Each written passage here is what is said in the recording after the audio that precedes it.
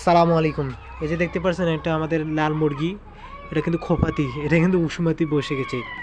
তো এটাকে আজকে আমি আবার উষুমে দিয়ে দিব। অর্থাৎ এখানে এর কাছে ডিম আছে মাত্র দুইটা দিয়ে রাখছিলাম, এই দুইটা ডিম ধরে বসেছে, তো আমি আবার ডিম দেবো।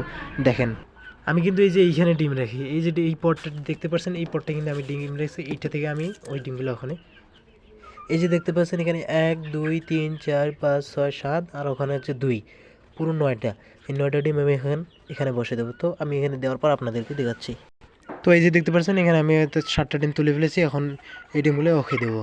আর এই প্রতিটা ডিমেই কিন্তু এগিয়ে এখানে দিয়ে দেবো। এই যে দেখতে পাচ্ছেন 3 4 5 6 7 8 9, এখন সে প্রতিটা ডিমেই তাকে এখানে আমি ঢুকিয়ে দেবো। সে কিন্তু প্রতিটা ডিমে এখানে ধরে রাখবে। তো এখানে ততক্ষণে ধরে রাখুক, আমরা একটু পরেই দেখা করবো। আর এখানে চাল এবং চালের পরটা এখানে রেখে, আর এই যে ঢাকনাটা আছে এখানে ঢেকে দিলাম, ব্যাস এখানে একটা সেফ। আর যে 4টে মুরগি দেখতে পাচ্ছেন এখানে কিন্তু যে বাচ্চাগুলো আছে 4টে, আমরা এই 4টে বাচ্চা ছাড়ি দেওয়া আছে, 4টে বাচ্চা কিন্তু আলহামদুলিল্লাহ ডিমে আসবে। তো এগুলোকে আমি আবার এখানে এই খাঁচাটা ট্রান্সফার করব। আর এই যে এটা কিন্তু খোপাতিটার বাচ্চা, এটা কিন্তু উপরে এখানে এসে গেছে, দেখতে পাচ্ছেন।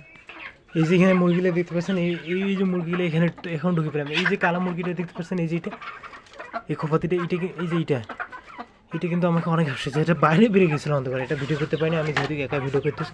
তো এখানে আমি এই মুরগির সাথে দিয়ে রাখছি বাচ্চাগুলোকে খাবার হিসেবে। যে দানাদারগুলো আমি যে দানাদার বানাই সেটাও দিতেছি। আর এদিকে দেখেন আলহামদুলিল্লাহ সে ডিমগুলো পুরোপুরি নিয়ে রেখেছে।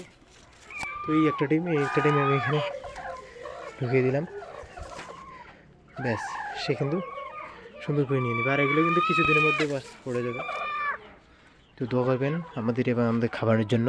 আসসালামু আলাইকুম রহমতুল্লাহ।